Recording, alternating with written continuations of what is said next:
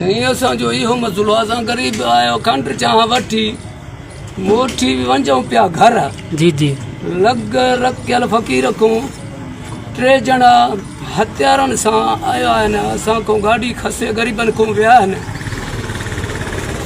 इंचार इहो अनवर लेगारी असां आयासीं ग़रीब एनसी कटराइण, असांखे जवाबु ॾेई वियो। असां वियासीं ड्रिगबाला, सूबेदार उतां एनसी कटरायोसीं बि सूबेदार कुझु ई कोन कयो असांजे लाइ। अॼु टियों ॾींहं आहे जो असां रुलंदा था वठूं, असांजो लाइ कुझु ई कोन थो थिए। भला असां ग़रीब कहिड़ो गुनाह उन्हनि जो कयो? असां मज़लूम माण्हू हुआसीं, बछड़े वाले नंढड़ो मूंसां गॾु हो। असांखे धपूं बि हया आहिनि, कुंदाकूं बि हया आहिनि, लटूं बि हया आहिनि। असांजा किसा बिसा फाड़े उहो कपिड़ा, जेके असांजा पैसा बि 10,000 खनि 8 हुया उहो बि खसे विया आहिनि। ॿियो सामान गाॾी ड्राइविंग मॉडल बि खसे विया आहिनि। असां ग़रीबत को क़ुर शरीफ़ कयो, जो केरु असांजो मदद करे इन क़ुर जे मुआबे करे, जो असां त ग़रीब आहियूं। असांजा इहे अहवाल आहिनि।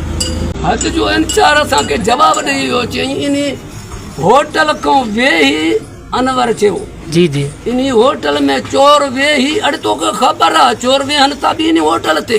जी जी असां तंधा पोड़ा आहियूं, असां सुञाणो बि कोन था। जी जी चई इन होटल खां तुंहिंजे पोयों पिया।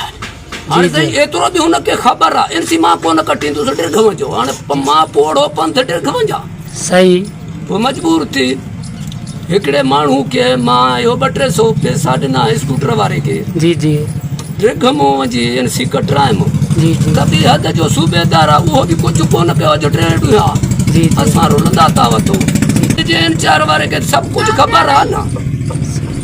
उहो चयईं त इन होटल में वेहनि था बि चोर, असांखे ख़बर आहे। ईअं मुंहिंजे हमरा सां हुन ॻाल्हाए वियो। हाणे तूं SP जॾहिं तोखे ख़बर आहे, चई तुंहिंजे पोयां हितां पिया आहिनि, ईअं बि हुन ॻाल्हायो। हद जो इंचार अनवर लेगारी। त बि असांखे एनसी बि कटरा कोन ॾिनी। मां ओॾे ई बंदी थियो आहियां, ओॾे बि कुझु मुंहिंजो दाद फिराद न थियो। हुकूमत कुझु ई कोन कयो। असां काॾे वञूं भला ग़रीब?